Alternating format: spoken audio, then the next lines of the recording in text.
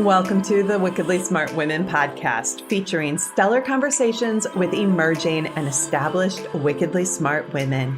Thanks for joining us today as we celebrate women who are committed, care deeply, and have the courage to take action and create conscious change all around the world. Now here's your wickedly smart host, Angel B. Hartwell.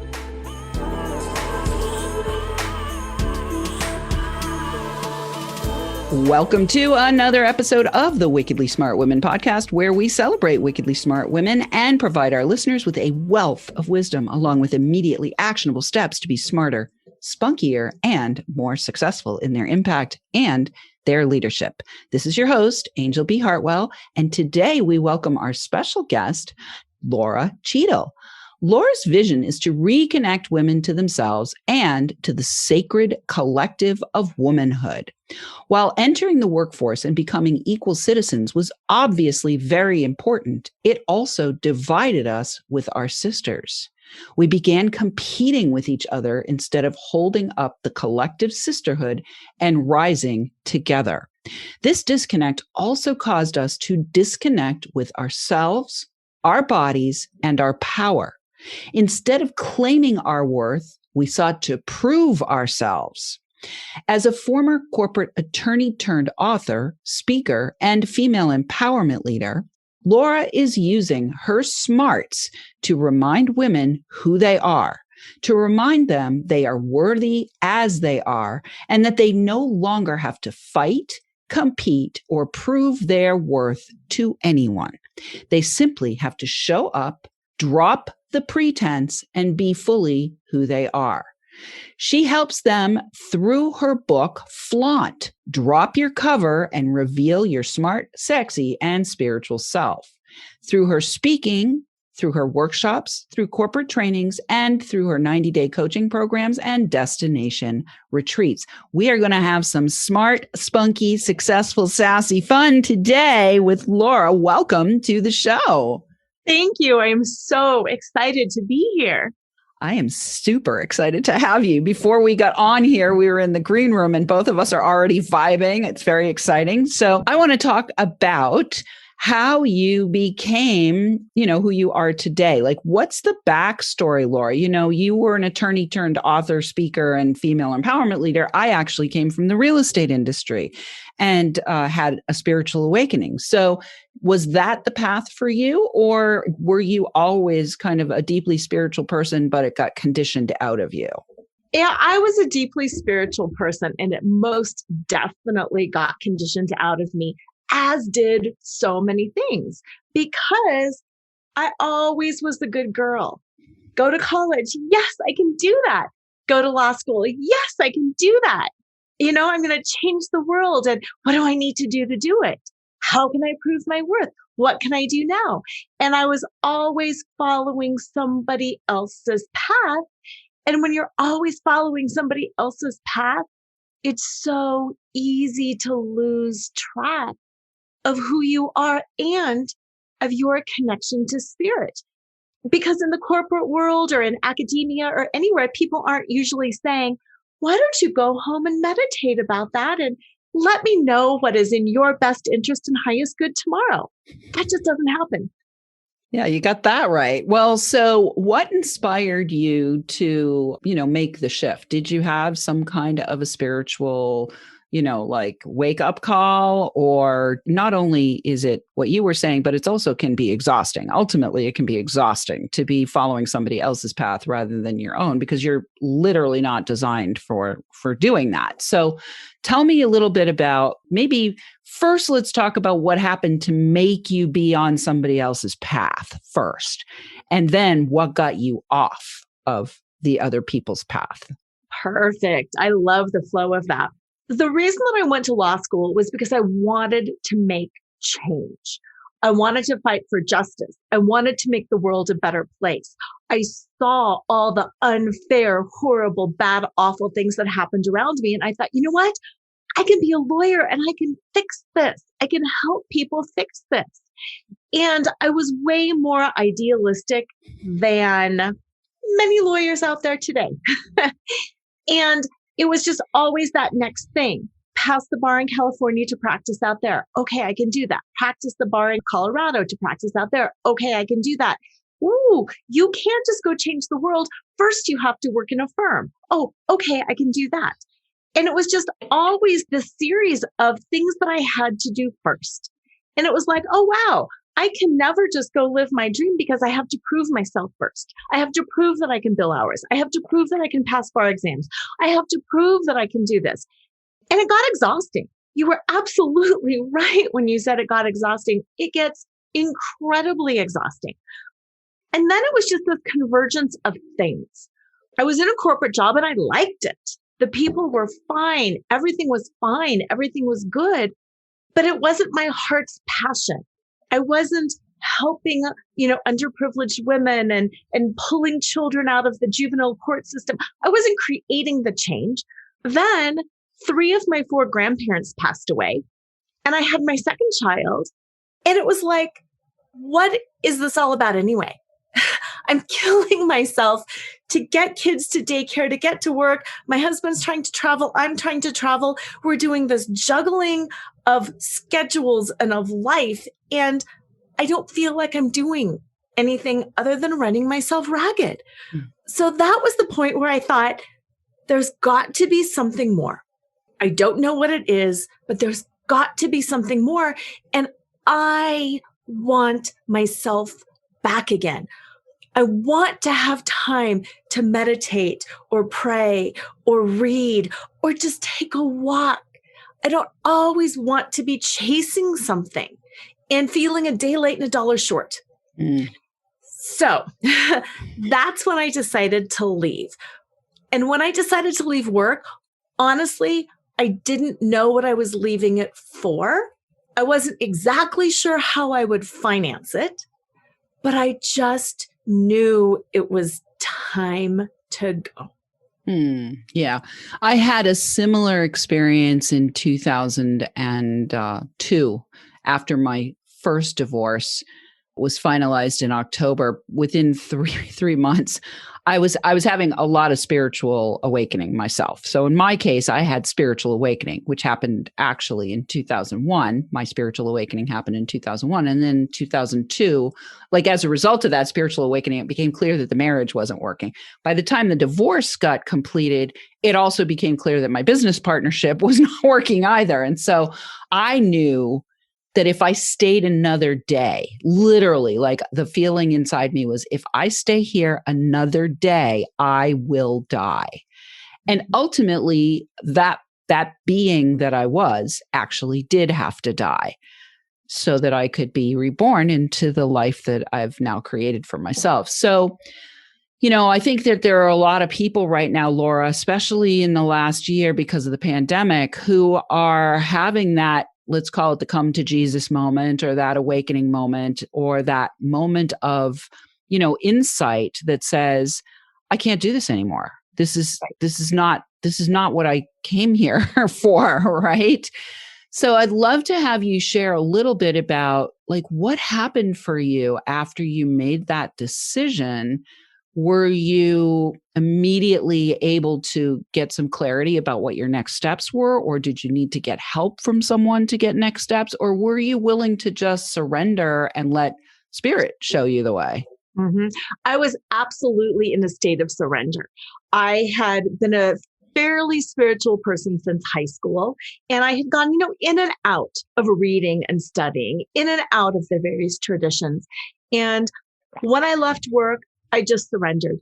And I thought, I don't know what this is all about. And I don't know how it's all going to come together for me, but I want to experiment.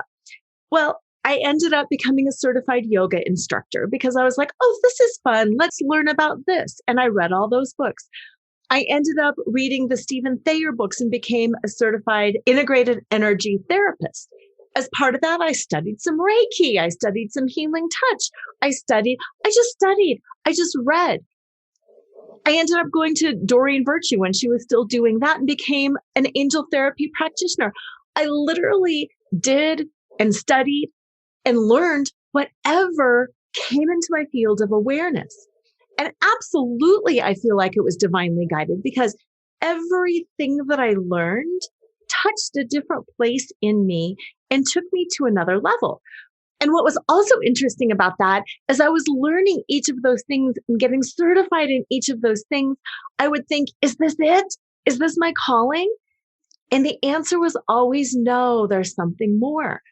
And for a while, I would laugh at myself and I would feel kind of embarrassed because here I am being the stay-at-home mom and I'm spending all this money and all this time on all these certifications and I'm reading things and I'm not doing anything with it.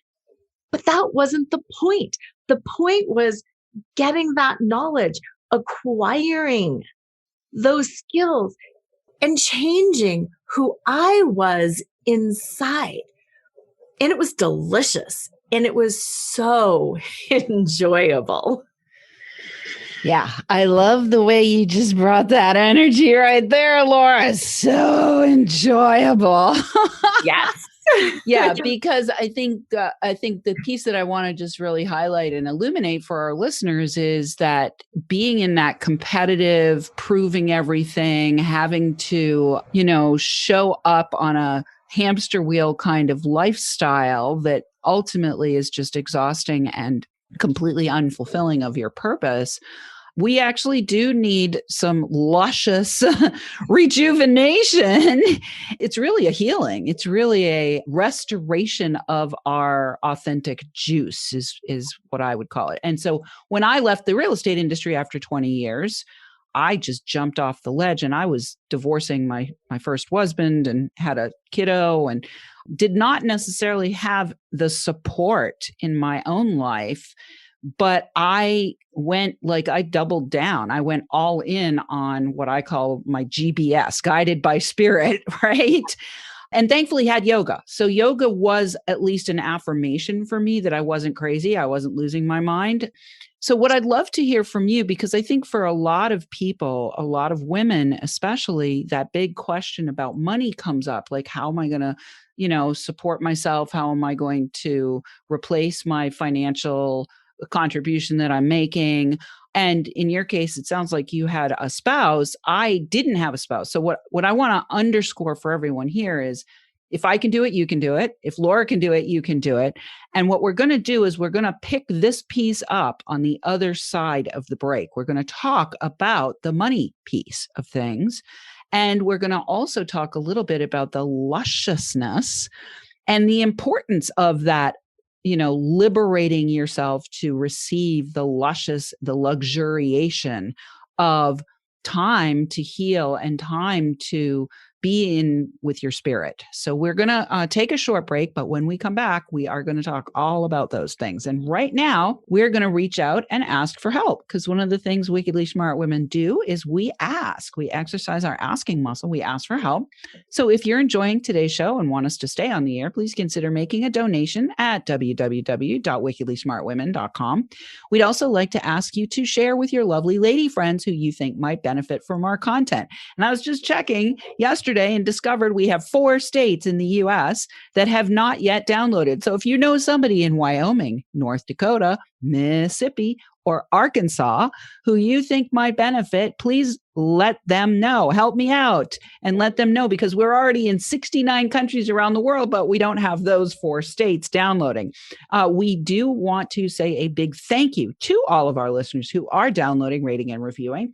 We're welcoming thousands and thousands of downloads from all over the world. Want to shout out this week to our listeners in India, Italy, and Israel. And we will be right back with Lora Cheadle.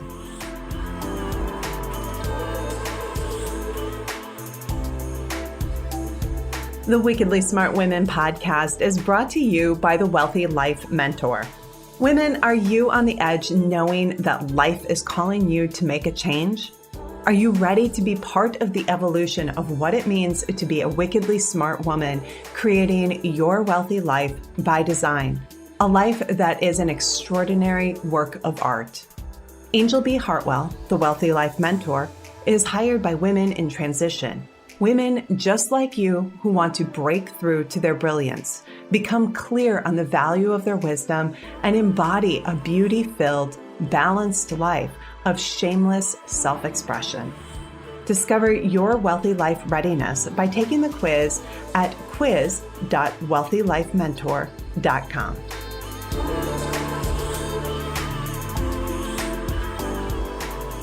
And we are back with Lora Cheadle. Now, before we went to the break, we talked a little bit about luxuriating. And so what I want to do is I want to encourage you all to go to Lora's website, Burlesque and Bubbly.com. Now, I bet you weren't expecting that we were going to say that on the other side of the break. We will have that in the show notes for you. Tell us a little bit, Lora, about what they can find when they go to burlesqueandbubbly.com. Burlesque and Bubbly is so much fun. It's a class that I teach every Friday. And what it does, we're all wickedly smart women, right? Which means we get locked up in our heads sometimes. And then we can't connect with spirit and we can't connect with our creativity because we're just thinking it through, muscling through. Burlesqueandbubbly.com is an hour-long, lightly choreographed sexy dance class that really challenges us to get out of the expected and to get into our bodies and to laugh and to play and to not take ourselves so darn seriously. And also to connect with other women who are experiencing some of the same blocks that you are. So when you go to burlesqueandbubbly.com and you put in your email, you'll get a listing of the classes. And for listening to this show, for being a Wickedly Smart Women listener, you get a free class. Yes, Burlesque and Bubbly ladies. And so, Lora, let's talk about the luxuriating piece first. And then we're probably going to close with the money piece because, whenever we talk about luxuriating and relaxing and chilling out, the one thing that kind of just crimps everything can be the money piece. And so it's a very interesting paradoxical dynamic. So let's talk about why it's so important to give yourself the spaciousness, to give yourself the time to play. And how did you discover that yourself, Lora? And what inspired you to create this Burlesque and Bubbly fun, playful activity for the women that you serve? Yeah, it is so important because especially as women, we are always defining ourselves by our role and by who we are in relation to others. I'm their daughter. I'm his wife. I'm their mom. I'm her employee. I'm her boss, whatever it is. And we have got to strip out of our labels and our rules and the scripts, which are the ideas in our head about how we should be. Because once again, we end up living our life as we think we should be, as opposed to how we are. And then all of a sudden we're 110 years old and we go, wow, I forgot to be me. Who am I anyway? And to me, that luxuriating is just dropping your cover. It's stripping out of, I should get the laundry done. I should get the dishes done. I should balance the checkbook. I should, and allowing yourself to be. And we never give ourselves permission because we're always so darn responsible. And that's what Burlesque and Bubbly is all about. It's about stripping out. I encourage women to wear a jacket or a shirt that they can strip out of physically because we understand dress up. We understand putting on our house cleaning clothes to clean, putting on a date night outfit to go out. We understand costumes and clothing and what it means. So use that clothing and strip out of expectations and just have fun. And what inspired me to do that was when I was growing up, I loved dancing. Ballet, tap, jazz, poms, cheerleading. I just love dancing. And I quit doing that as an adult. And I found myself in the trap of, I'm working out because I need to stay in shape. And I'm working out because I need to lose weight. And it was like, whoa. Dance is fun for me. Recess is fun for me. Why am I locking myself into, I've got to work harder, faster, more, when this should be the most fun hour of my day? And that's when I just shift that whole thinking around and started dancing every day. It can be to a song. It can be to 10 songs. It can be on my own. It can be to somebody else's music. But dancing reminds me of who I am, and it connects me to my spirit and to my heart. And it's free. You can dance anywhere, anytime for zero money. And you don't need special clothing or special abilities to do it either. Beautiful. I love it. So I love to dance myself. And the one thing that has really impacted me during Corona is like, there's no place to go dancing. But yes, we could go dancing right in our living room, right in front of the fireplace or in front of the mirror. So I love that. And I definitely agree with you that we become so disconnected from our body when we're in that conditioned mind state, that it is absolutely imperative to actually use the body itself to support us to get back into the body.